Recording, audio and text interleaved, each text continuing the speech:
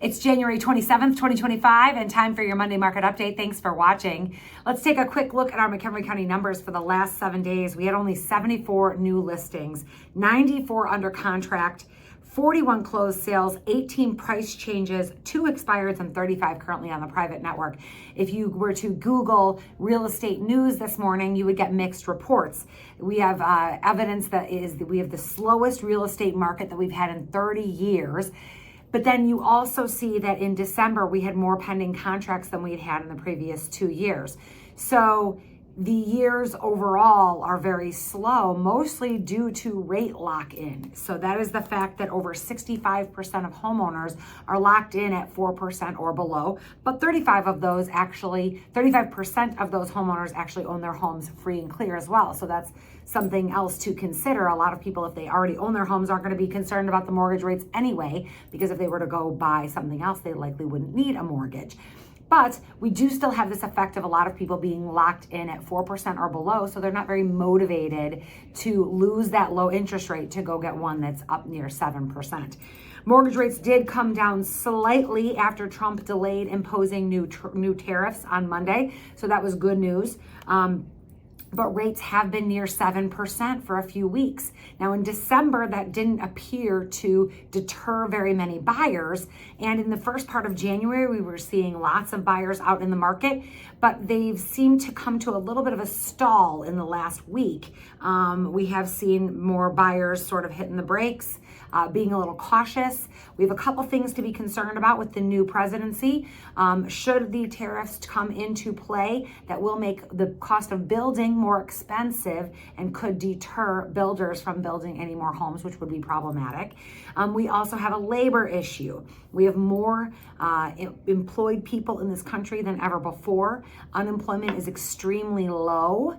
And having workers to build the houses is a big problem. So getting the labor force to build more inventory has been an issue already.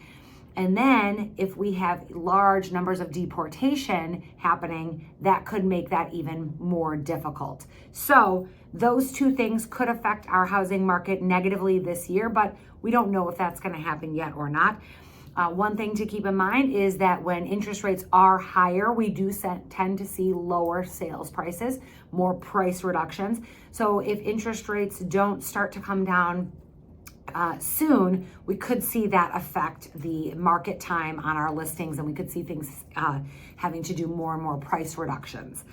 So interest rates are holding steady in those high 6s, low 7s. Again, your interest rate, the rate that you will get, is depending on your debt to income ratio and your credit score. So when we talk about interest rates, we're always talking about, you know, the range that a mortgage rate is going to be for the buyer.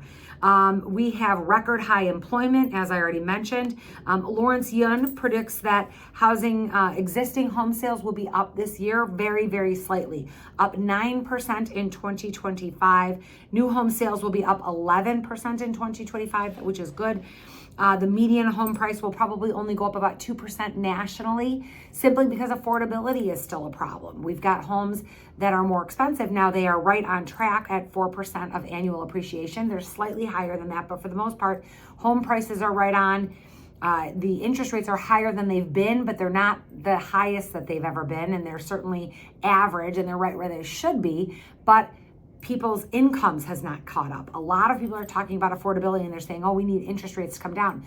That is not the problem. Interest rates are right where they should be. The problem is that the average income for Americans has not gone up. So people are underpaid given inflation and the cost of everything that's gone up, and wages just are not keeping up with inflation. And that's where the real problem is, but very few people are talking about that.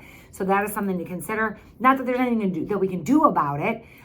It's just that if you're buying an average home right now with the average mortgage rate, you're spending about 30% of your income monthly, whereas in 1989, you were only spending about 12% of your annual income. So that's where the gap becomes. It's just harder to afford a home. Now, you're still better off buying than you are renting, because if you're renting, you're paying 100% interest rate and you're not building any wealth. There is lots of evidence to prove that homeowners have more wealth than renters, and that's gonna never change. So if you are a renter, definitely think about buying, even if it is hard. One thing that everybody thinks is that you have to have 20% down. That is not true. We can help you get in a home for as little as 3.5% down. So if you're thinking about buying, or your lease is coming up due to renew, please call me. Let's talk about getting you into a home so that you can own something versus rent.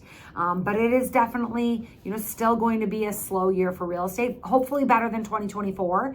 But I don't anticipate us having, any sort of record years like we saw in 2021 or 2022. Prices will continue to go up around here. They've been going up about 7%. We don't have the inventory that they have nationwide.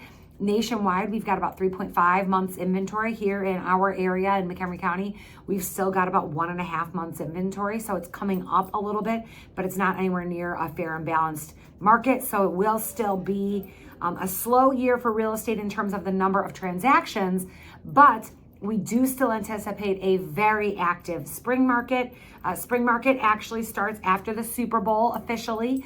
So that will be here before we know it. Now that we have the Chiefs and the Eagles in the Super Bowl again. Fun. That will be the kickoff of our spring market here in just a couple weeks. So thanks so much for watching. If you have any questions, please, as always, reach out to me. I'm at 815-529-0777. Have a great Monday.